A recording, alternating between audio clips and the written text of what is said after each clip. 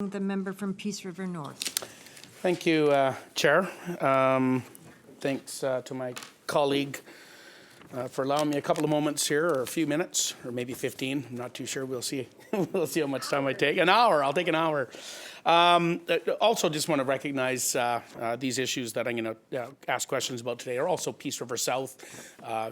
My colleague is in another booking, but for the most part, the whole area these issues pertain to.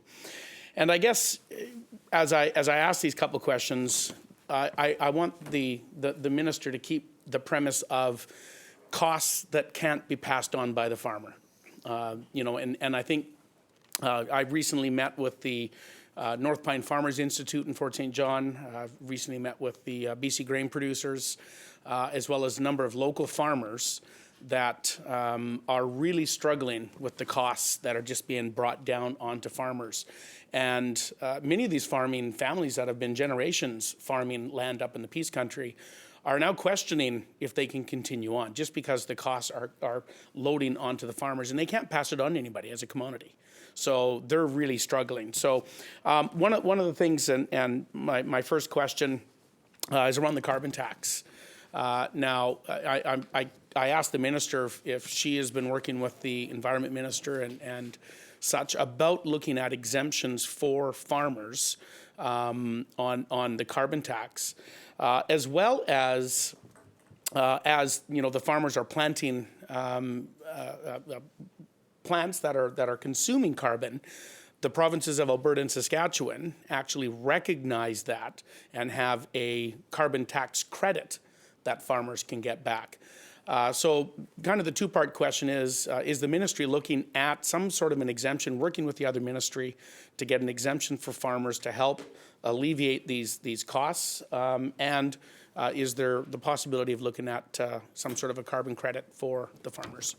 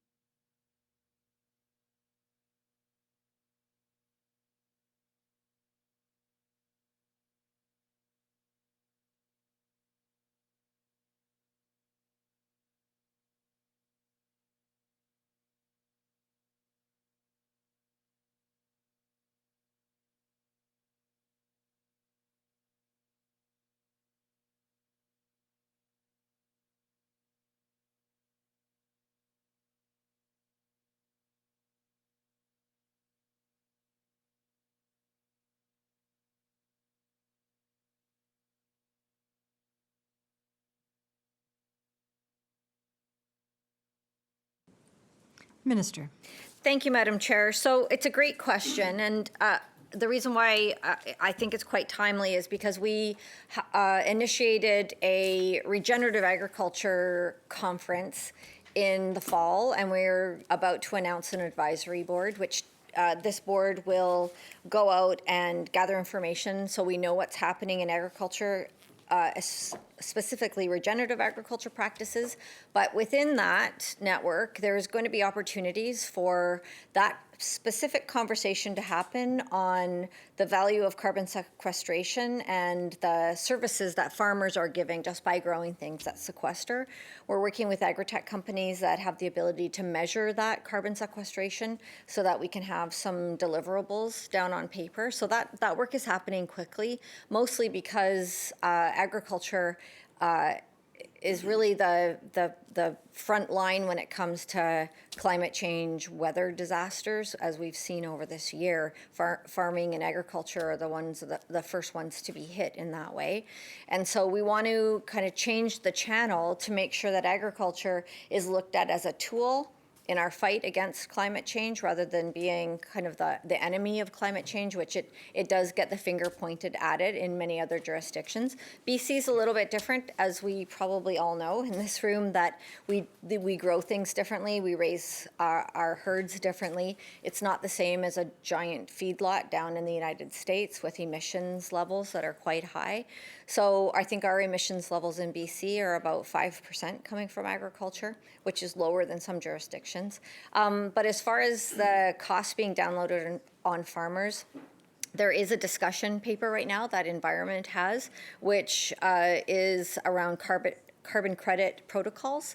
And so that has been sent out to industry, and they're waiting for feedback. So there is potentially programs that could be developed from that information. We're going to double check to make sure that it's gone out to all of the agriculture stakeholders, and we can get back to the member on that.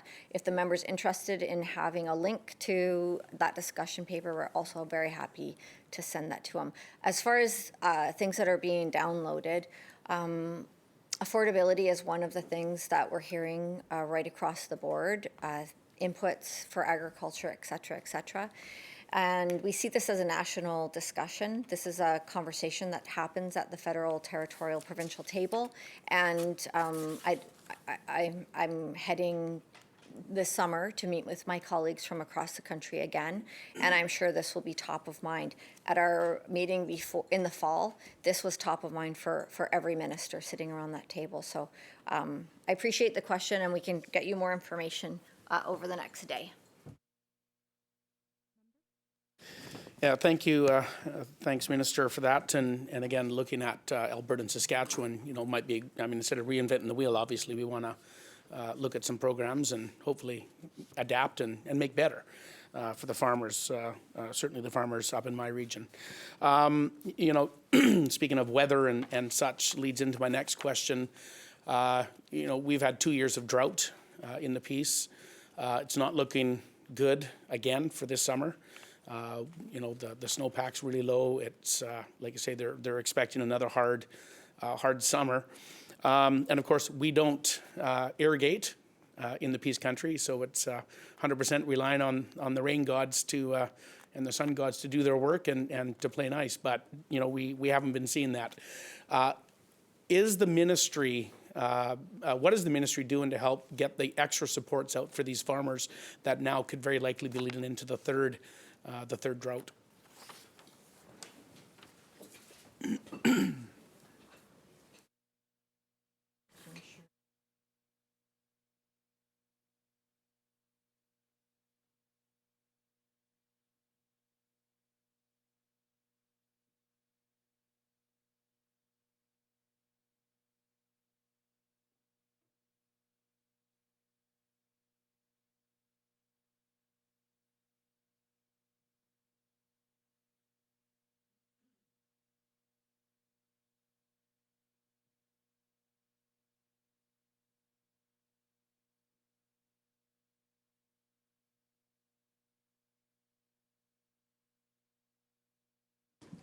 Minister.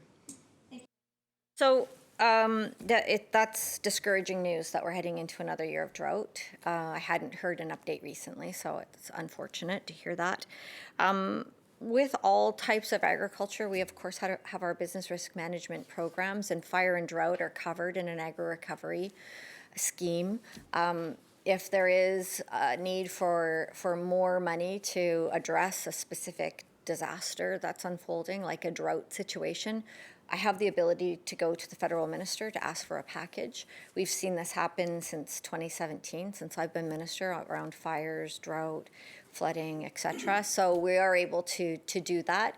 But I think there's also another opportunity that we have, and we're part of the Regenerative Agriculture Network is looking at solutions when it comes to things like drought. And I'll just give a really quick story about one of the companies that is being operated out of New Westminster. They're making a product that is the waste product from hulling peas and lentils. It's called Lucent Bioscience is the company. It's an agri-tech company, and they're doing trials all across the prairies. They're tilling in this additive that they are creating in New Westminster with a centrifuge.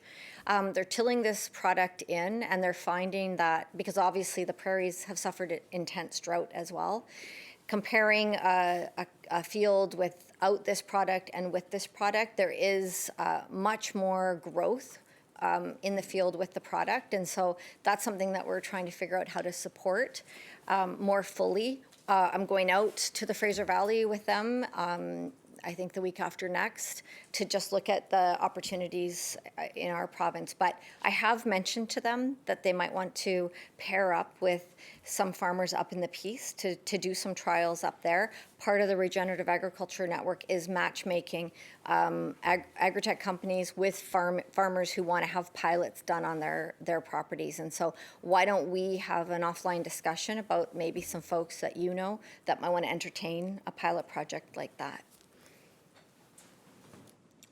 Member.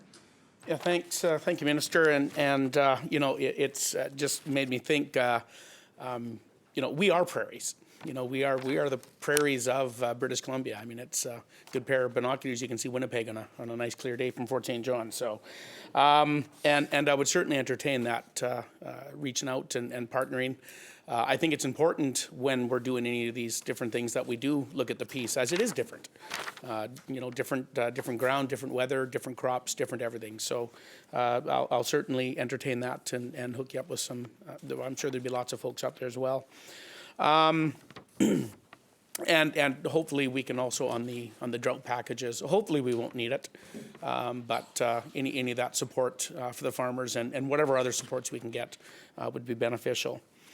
Another one that, again, with that premise of farmers being unable to pass on costs, the MELT program, which has been recently introduced. I know this isn't your ministry, but if working across ministries, this has had a real profound, or is going to have a profound impact on farmers. To now get your Class 1 driver's license, it's about $15,000 extra dollars that was not budgeted for. It's pretty hard to get $15,000 on top of everything else that you need to do, you know, just to move your equipment across the road now, or to drive the grain tractor or the grain truck just down the road. You now require, you know, to go through this MELT. In previous years, you know, the farmer who's been driving their grain truck forever has taught their son or daughter to drive. You know, they walk in and they do their test and they get their Class 1 or 3 and away they go. I implore your ministry to work with the other ministries to have some sort of, not necessarily an exemption, but working with them to find the best way forward for these farmers that are really struggling to train up their, you know, again, these are multi-generational family farms that, you know, they want one day their kids to take over. Well, they need to be having these driver's licenses to move the grain often into Alberta where they're driving because of grain shortages. I'll talk to you offline about that, or rail shortages. Talk to you offline on that one. But you know, allowing farmers to maybe be the apprentice for their son or daughter who is wanting to, or not wanting, needing to get that Class 1 or that Class 2 driver's license. Just wondering if you can comment on that.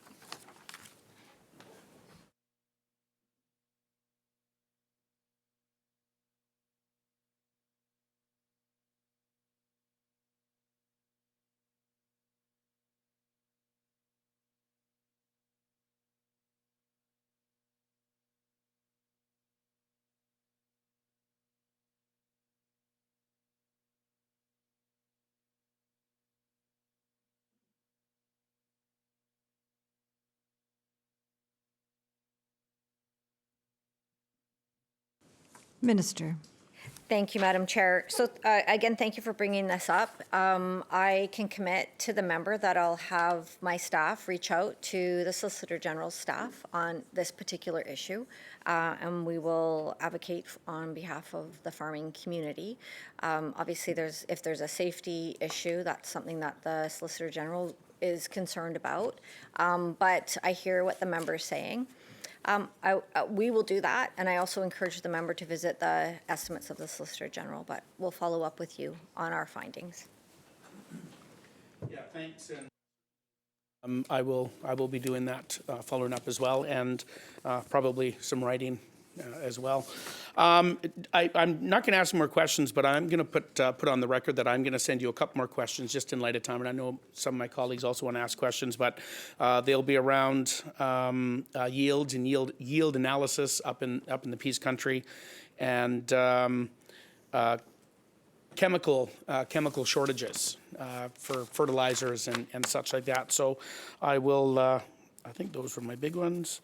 Yes, and other than that, thanks, Minister, for your time. Thank my colleague for allowing me these few minutes.